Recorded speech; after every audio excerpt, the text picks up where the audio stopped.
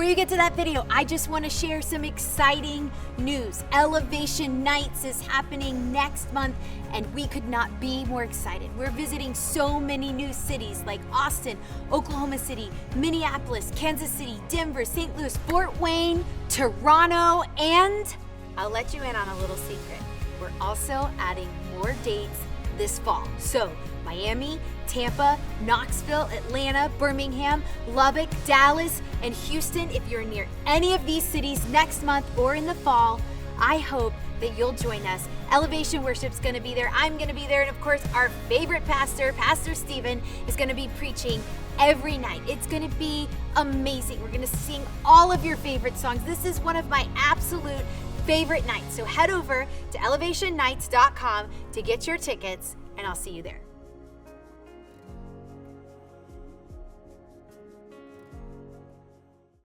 It's so easy in life to see other people's strengths. I can tell you everything about your guys' strengths. You know what I mean? Like, I know what you're good at. I know what you're good at. I know what my wife's good at. I know what my kids are good at. It's very difficult to think that I'm good at something, you know? But it ties into the, you know, being able to love who I am, that God has created me this way.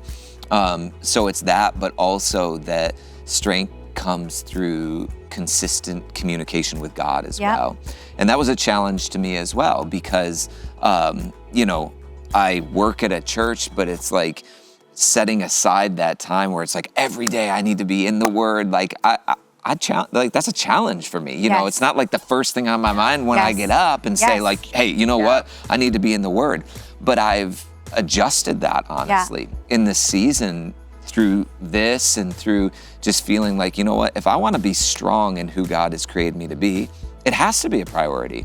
There has to be things in my life that I change and to make a priority so that I can say like, no, God, like I do feel like who you've created me to be, I'm confident in it, and I can see the strengths that you're building in me, and so it has become the first thing that I do. I get up in the morning, I said, I'm gonna be earlier to wake, I'm gonna go downstairs, I'm gonna read some scripture first thing in the morning, and it's not easy though, because I don't want to do it. No, I know. You know what I mean? I don't want to do it. I'm a pastor's wife. And at the beginning of the year, I said to my husband, I was like, I gotta read my Bible more.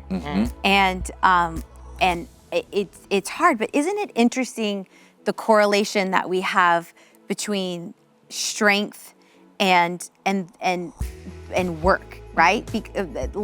Working out, right? Everybody knows if you want to have muscles, you have to lift. If you want to look like Stephen Furtick, you have to lift weights, right? And so that's common, and we all know that's a lot of work. And I think we all make a choice, like, do I want to do the work that it takes to have physical strength? Well, I don't know, maybe so. I'm married to a man who has physical strength, so I'm not so concerned about putting all my time and effort into that. But then I think a lot of times in the Christian life, we're like, well, I'm just not strong, and I just don't have the strength that you have. I could never go through what you've been through. I would never survive that. Well, yes, you would. But you have to put in the work to get strong. And so, in order to build spiritual strength, you have to put in the work to do that. And the amazing thing, I feel like I'm preaching to the choir, because pretty much everybody that's watching this has been going through this study. So all along, we're building the strength that we need for tomorrow, right? And Brittany, I want you to read some comments in just a second, but I was reading this week the passage about Hannah in 1 Samuel, I think it's 1 Samuel chapter 2. Chapter 1 and 2. So Hannah is this woman, she is barren, she prays for God to give her a child, and she dedicates her child to the Lord, and that child ends up becoming Samuel. If you have never read the story, it's in 1 Samuel chapter 1 and 2. Well, then in chapter 2, we have what's called Hannah's prayer. And when I was reading Hannah's prayer, I realized that I had heard it before. I was like, wait, I know this passage of scripture. Well, Hannah's prayer and Mary's prayer, like, I don't know, like 1,000 years later, right? About 1,000 years later, we have Mary's prayer. And if you, here's your homework assignment for today. Go and read both of those prayers. Mary's is found in Luke chapter 1. And in Mary's prayer, you find almost exact phrases that come out of Hannah's prayer, right? And so I did a little, I wouldn't even say study, a little Google search.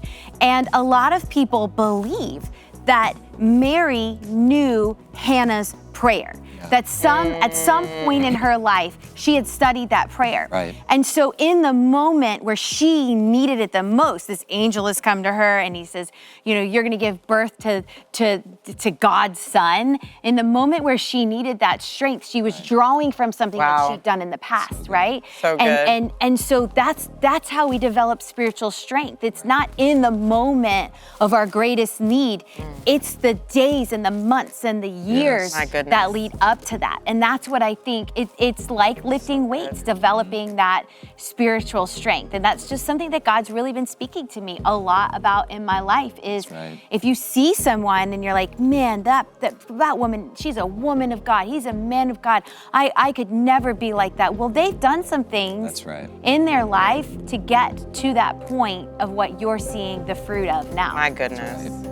Hey, thanks for watching. I hope that encouraged you today. Make sure that you subscribe so that you don't miss out on other videos like this, and I'll see you back here next time.